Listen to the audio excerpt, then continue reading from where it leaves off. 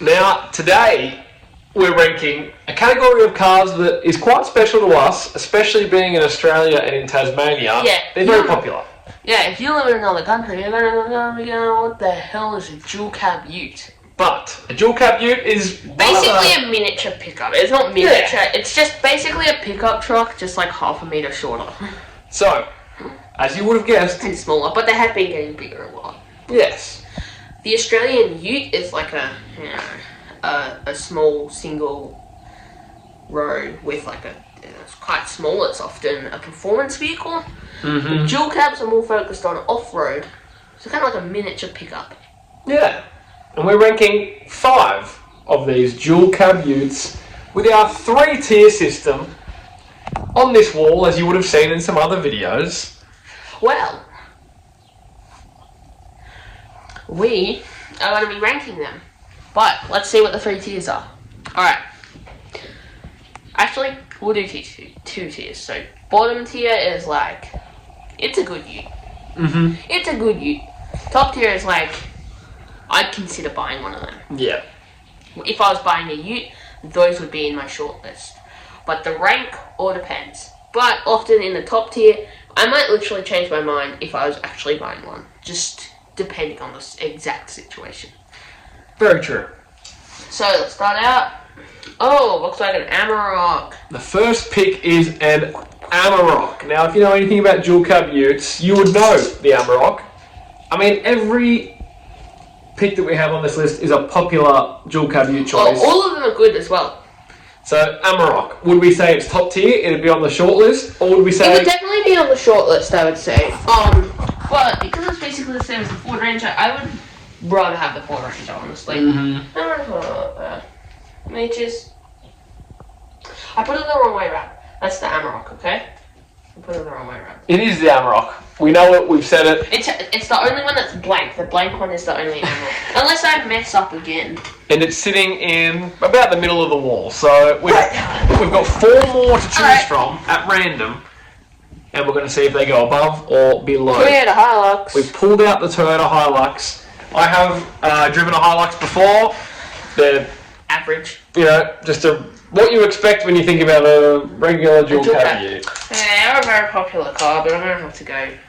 It's a good ute. It's a good ute. I think it's probably affordable in comparison to some of the higher end ones. Actually, it's not really. It's averagely priced, and it's so much worse. Like if you think about it, the V6 utes are in a whole other league, and they are actually similarly priced. So Toyota, fix your prices. Yeah, Toyota. I'm gonna go down there.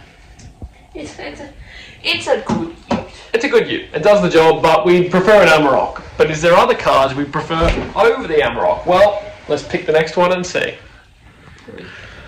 Mitsubishi Triton. The Mitsubishi Triton. Now, how does this one compare price-wise to... It's slightly lower priced, but the new one is not... It used to be a really cheap one. Okay. So they are also rising their prices. Maybe like there. Very close. Very close. I think that's good. Again, they're all good utes. They're all good utes. But so far only the Amarok... all of them are in the good ute tier. Some of them are up there. Only the Amarok so far has reached the shortlist. Ranger V6. The Ranger V6. Now we mentioned before, V6 utes are in a league of their own. And especially when it comes to the Ford Ranger, we here at Cars_Mad don't think that Ford Ranger has anything to be upset about. And for that reason, it is going as high as we can possibly chuck this. If we were in the market for a dual cab ute, that would be our pick. That would be honestly our pick. But we still have one more ute to go. But you're right. You haven't guessed it already. It is. It's Drum the roll. Isuzu D-Max. Oh wait. The Isuzu D-Max. D-Max. Now, what do you think about the D-Max, Will? Well, I would say, I do really like it. But before he does it, comment where you think he's going to put the D-Max. I would put it like there.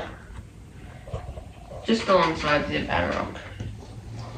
So, the short list, the miniature list, would just have the Ford Ranger on it. But if we're going to include a few others, we've got the Amarok, and we've got What did we just put up? The If I'm buying D-Max. the Amarok, something's clearly wrong with me. The 4-inch is the same car, just slightly cheaper. I'm Okay. 100% getting the Amarok, which is why the D-Max would go above the Amarok in terms of when I would, if I was actually buying it. But because it's the same, but because in terms of you shortlisting, it might be the best choice for you. Now let me walk us through the final list. So,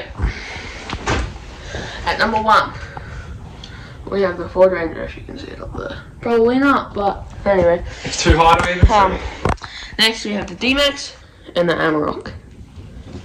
And then down here, we have the Hilux and the Triton. Thanks for watching, subscribe.